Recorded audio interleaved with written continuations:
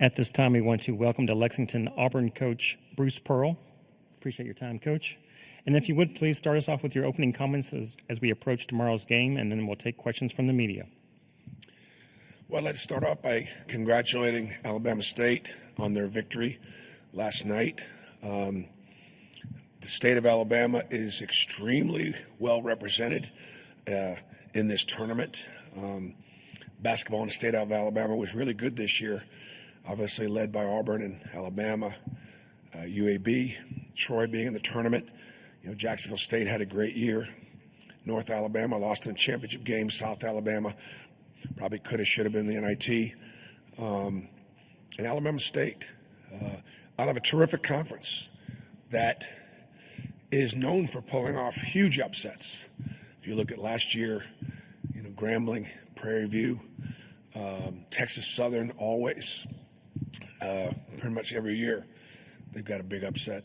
I'm so very, very happy for Tony and the job that he and his staff have done taking that Alabama State program. Of course, they're only 45 minutes down the road, and so we're very familiar with them. We played them last year, and they actually outplayed us in the second half. So we know that we've got our hands full with a really athletic, quick, deep, well-coached basketball team. To media, please wait until you receive the microphone before asking your question, and please identify yourself and your media outlet before asking your question each time. Here in the second row on the left. Hey, Coach, Trey Wallace with Outkick. Hope you're doing well. You just brought up the state of Alabama. Even Jacksonville State won last night in NIT. You talk about the different teams that are playing and competing, and you're going up against Alabama State.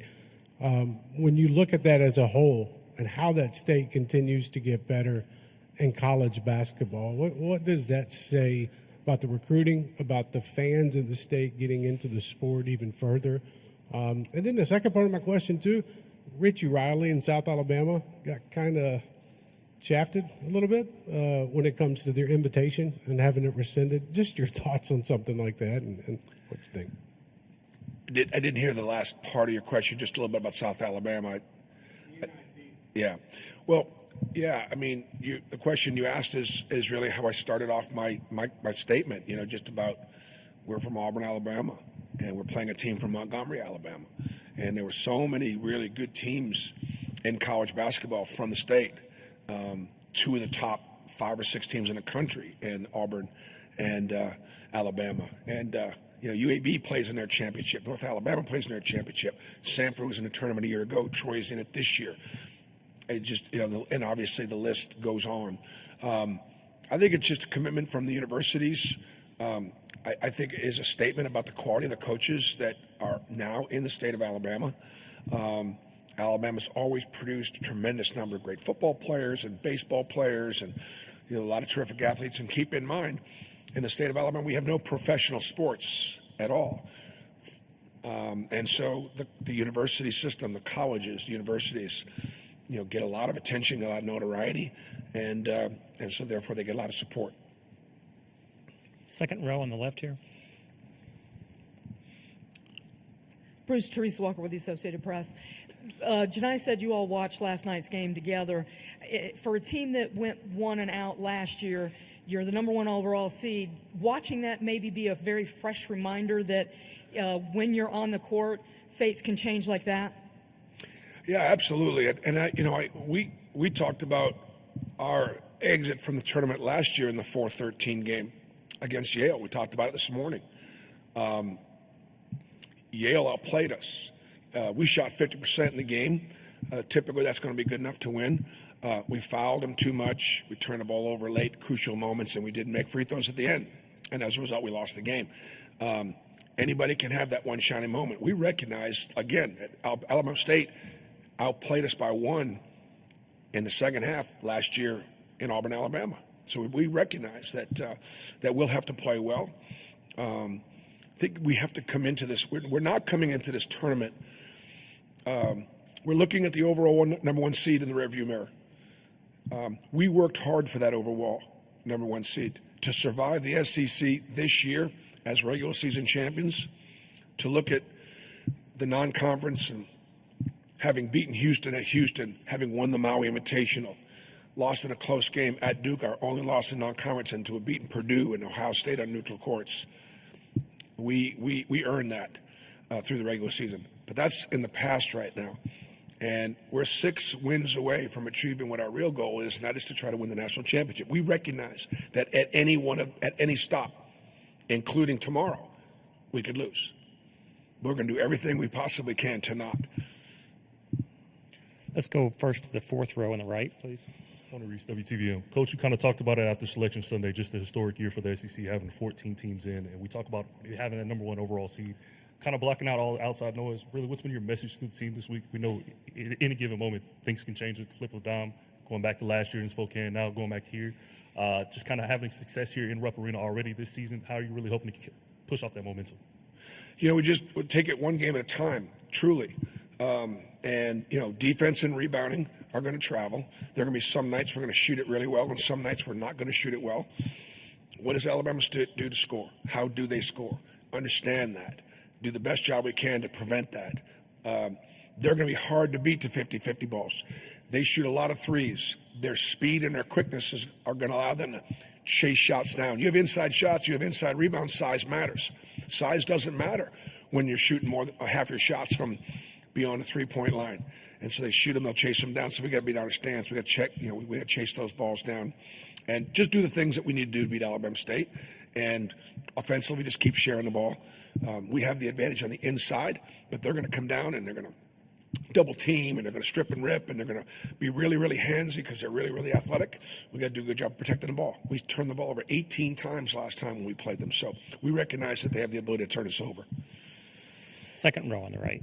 Hey, Bruce. Ben Baby with ESPN. 2 questions for you. Going back to Greg's early tenure as a commissioner, it seems like there's a lot of investment into basketball, men's basketball being better than it had been in previous years. Are we seeing maybe that this year being a byproduct of that, there being a higher emphasis across a lot of the institutions to make sure that the men's basketball programs could be better than they were before? I think a number of things took place. First of all, Mike Slive called it out years ago when the SEC was not performing as well in men's basketball as all the other sports, men and women in the SEC. They say it just means more, and I believe that the SEC is the best conference in intercollegiate athletics. We've not been in men's basketball in a long, long time. What happened? Just a commitment.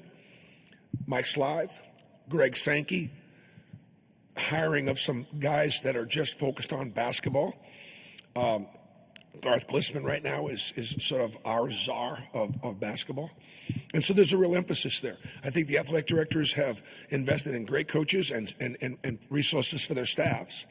And I think the difference between the SEC this year and why there was such a great separation, top to bottom, there was commitment in the NIL and investing in our student athletes.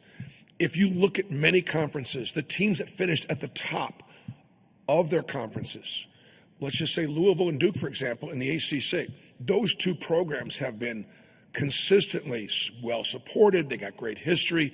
So when it comes to the NIL, they're going to be invested. Not everybody in the ACC invested like those 2 schools.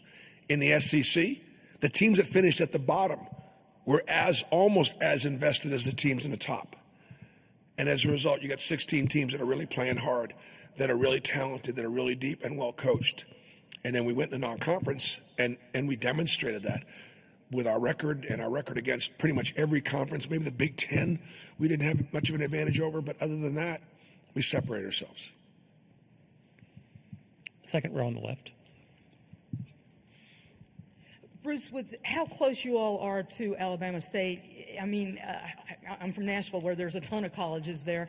Is there any meeting with each other, running ideas by each other, or collaboration between the programs? I mean, that's a SWAC program, and you're obviously SEC. Resources are a little different. Well, I'd say this. I think that, first of all, Tony Matlock was an assistant at Auburn for 4 years. He was an assistant at Memphis. I think one of the things that he has done, and many coaches have done this in the SWAC. Coach at Texas Southern had come from LSU, and many of those coaches have been at the high major level. They have the same high major expectations for their student athletes that I have for mine. Try to hold them to the same standards. Try to develop the same level of staff. They don't have the resources that we have, but their expectations for how they train and how they coach and how they treat their players. Look at the schedule that Alabama State plays in a non-conference. They play a high major schedule. They played Missouri and LSU out of our league this year. Last year they played USC. They played a number of high major teams, Auburn. And so there's a level of familiarity. I would say that the advantage that Alabama State would have in this sense is that they're not going to be intimidated by Auburn. They played against us. Their kids know our kids. They played against each other, some of them in high school.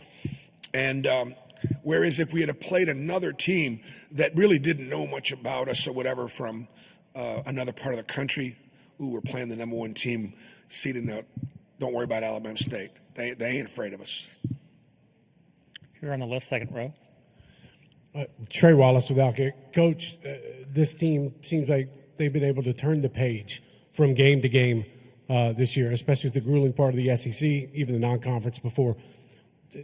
Is there something about this team that makes past years different? I know each team is different. I get that part. Yeah. But it just seems like you've been able to hit the reset button every single night in conference play leading up to this. Yeah, we absolutely grinded, and we did. We turned the page, and we got ready to play. And we were excited about playing every night. I think the difference between this year's team and others is this year's team, I've never had a team that has been battle-tested like this team with 16 quad 1 wins. If we've had we've played 23 games, 23 of our 33 games are against teams that are in this tournament. And so we have found ways to win, and we found a couple ways to lose too, but mostly. So I think we feel really prepared. And, we know that, again, we've played the top seeds. We beat Houston, their number 1 seed. We lost at Duke in a close game, their number 1 seed. We lost to Florida, who is playing as well as anybody in the country as number 1 seed. So in other words, we've played all the number 1s. We've beaten Alabama, they're number 2. We beat Tennessee once, they're number 2. So we're good enough we belong. Our goals this year might be a little higher because of that. Like, I'd like to win the South region and get to the Final Four. I mean, that's what the number 1 seed should do. And is it going to be easy? No. Alabama State's not going to be easy. Louisville or Creighton aren't going to be easy. The 4s and 5s and the 2s and 3s in this region aren't going to be easy. We recognize that, but that's what our goal is, and we're good enough to accomplish it. We have about 2 more minutes with Coach. Question in the back row on the right. Coach, as far as the connectivity on this team, it seems superior. How much of more offense are you going to try to maybe push, off rebounds and maybe off turnovers? I mean, I think the connectivity has to do with the fact that these guys really care about each other. They like each other. They respect each other. They've made sacrifices for one another at every position because let's say we're playing 9 guys, double-digit minutes. You got to share the ball more. And I think we've all done a great job of we know our roles. We know our strengths. We know our weaknesses. And the guys have played to them almost all year. And the biggest thing that we've got to do is we've got to defend and rebound. Defense and rebounding every night, every possession will carry you through this tournament. You have to bring that. At the same time, my teams that have advanced in postseason play shot it pretty well, got hot. You think about that Final Four run. We made a bunch of threes against Kansas, North Carolina, and Kentucky. We're going to have to do the same thing here if we're going to advance. Last question here. Fourth Bruce, row. these 2 games you've lost to Tennessee and Alabama, strange things happen. You could have won almost as easily as you lost. Is this team really much different right now than it was the last time y'all were here? Well, I think this team is much better than last year's team. I mean, so since we left Lexington 3 weeks ago, where we won the regular season championship, we've lost 3 out of our last 4 games. At Texas A&M, who's a 4 seed, Alabama at home at the buzzer, who's a 2 seed, and then to Tennessee and the SEC tournament in Nashville, in a, pretty much close to a last possession type game. So I think when you're playing teams of that caliber, you got to make shots, you got to make free throws, you got to make layups, you got to do simple plays. We didn't do some of those things in those losses. I don't think it affects our confidence. I think that we're, we're prepared, but that stuff, even if we'd won all those games, it doesn't mean anything. Doesn't mean anything tomorrow at 2:50. This team's prepared. This team is confident.